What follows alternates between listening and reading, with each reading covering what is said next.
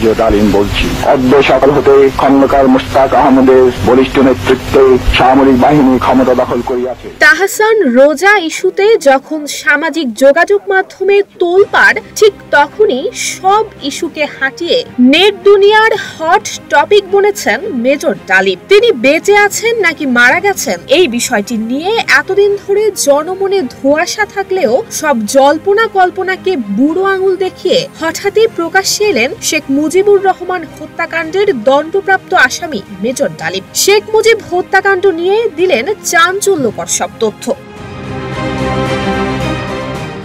মুজিব মারা যাননি, একটি সেনা অভ্যুত্থানে নিহত হয়েছেন।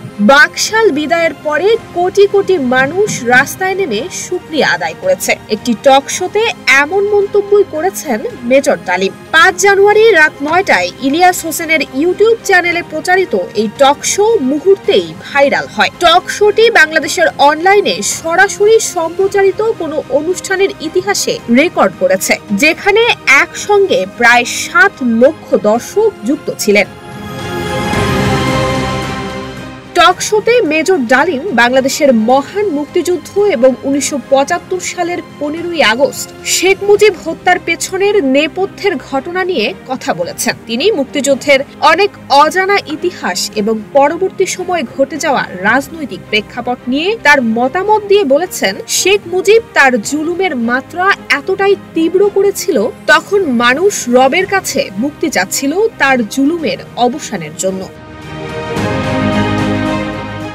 মেজর ডালিম বলেন, তথাকথিত নেতারা যখন ভারতে পালিয়ে গেলেন তখন নেতৃত্ব দেওয়ার কেউ ছিল না। এরপর মেজর জিয়ার ঘোষণা আসলে তিনি মনস্থির করেন পাকিস্তানের বিরুদ্ধে যুদ্ধে নেমে যাওয়ার। ৭১-এর যুদ্ধের সময় ভারতের সঙ্গে ৭ দফা চুক্তি যখন হয়, তখনই বোঝা গিয়েছিল বাংলাদেশের স্বাধীনতা অন্য কোনো স্বার্থে ব্যবহৃত হতে পারে দাবি করে মেজর ডালিম বলেছেন, এই চুক্তির ফলে ক্রমান্বয়ে আমাদের দেশ ভারতের কদর রাজ্যে পরিণত হওয়ার আশঙ্কা তৈরি হয়েছিল। তিনি ২৪-এর গণ আন্দোলনের নায়ক ছাত্র জনতাকে সতর্ক করে বলেছেন, ভারতের সম্প্রসারণবাদী নীতি থেকে বেরিয়ে এসে ৭১-এর মতো আরেকটি স্বাধীনতা সংগ্রাম করতে হবে, তা না হলে বিপ্লব ব্যর্থতায় পর্যবসিত হবে। সর্বোপরি মেজর ডালিমের এই আবির্ভাবকে ঘিরে বিভিন্ন মহলে তৈরি হয়েছে মিশ্র প্রতিক্রিয়া। তার দেয়া চাঞ্চল্যকর তথ্যে কারো চক্ষু চড়ক গাছ, কেউ বা ব্যস্ত হয়েছেন তার বয়সের হিসেব কষতে। কারো কৌতূহল, কেন মেজর ডালিমের অবস্থান নিশ্চিত করতে পারছে না সরকার।